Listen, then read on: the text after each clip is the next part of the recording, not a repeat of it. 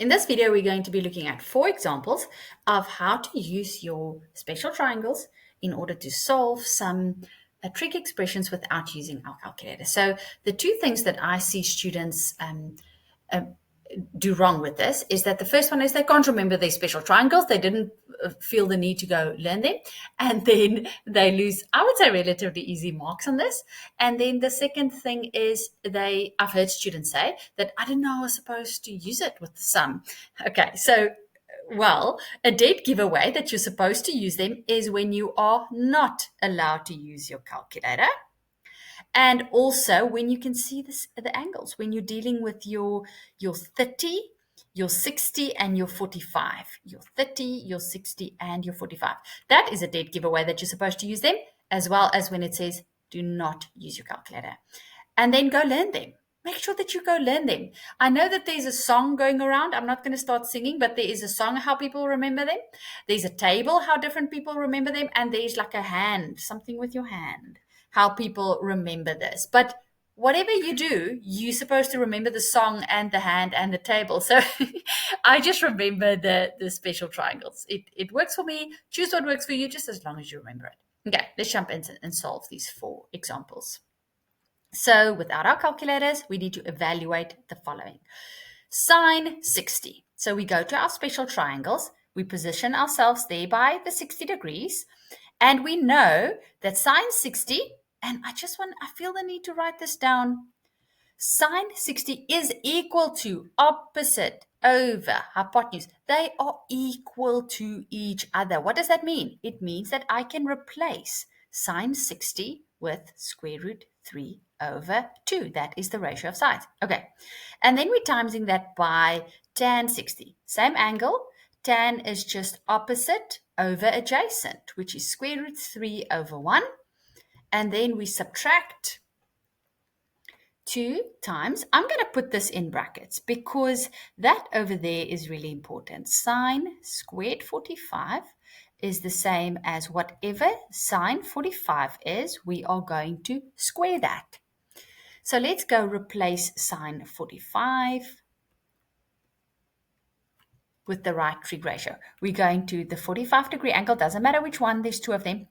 And sine is equal to opposite over hypotenuse, and then we are going to square that. Perfect. Okay, now it's just our fraction knowledge. How do we multiply fraction? According to BODMAS, we need to do that first. So that would be 2, and square root 3 times square root 3 is just 3. And then we need to subtract 2 times. What is 1 over square root 2 that's being squared? It just means that we're multiplying that by itself, right? And that will just give us 1 over 2. And then how do we multiply that? So it's just 2 over 1. I like to make them both fractions.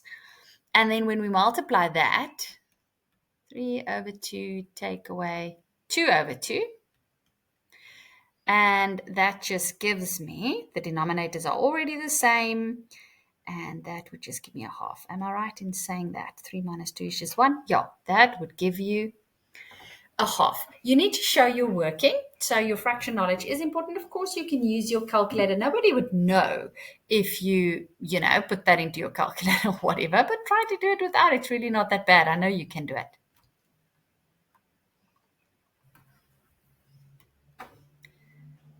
Okay, example 2. Let's go look at tan 30. So tan 30, we are positioned there. The ratio for tan is opposite over adjacent.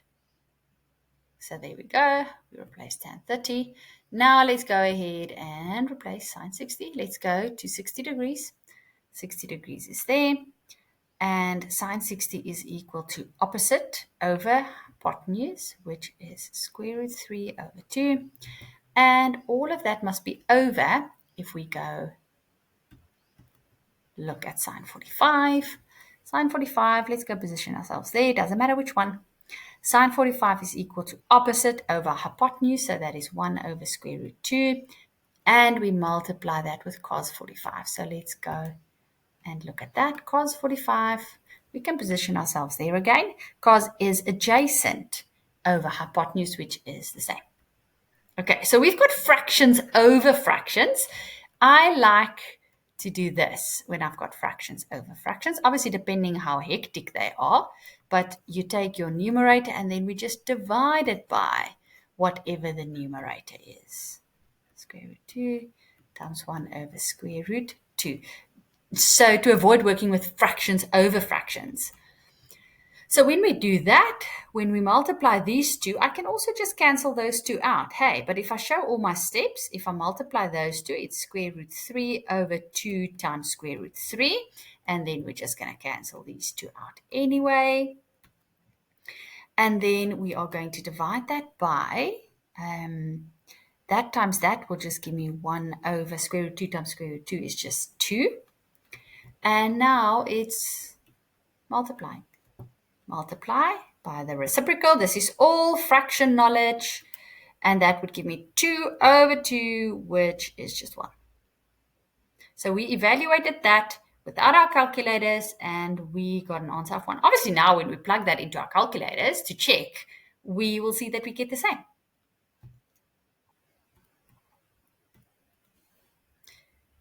Okay, third example. So notice the square there. We're going to go position ourselves by 45 degrees and we're going to go replace that with that. It means that whatever sine 45 is, it needs to be squared. Sine 45 is equal to opposite over hypotenuse using our special triangles. And then plus whatever cos 45 is must be squared. And cos 45 is adjacent over hypotenuse, and they give us exactly the same. Let's just square them. That will give me 1 over 2 when I square that. It will give me 1 over 2 when I square that. And then a half plus a half is just 1. That was a short one. Last one.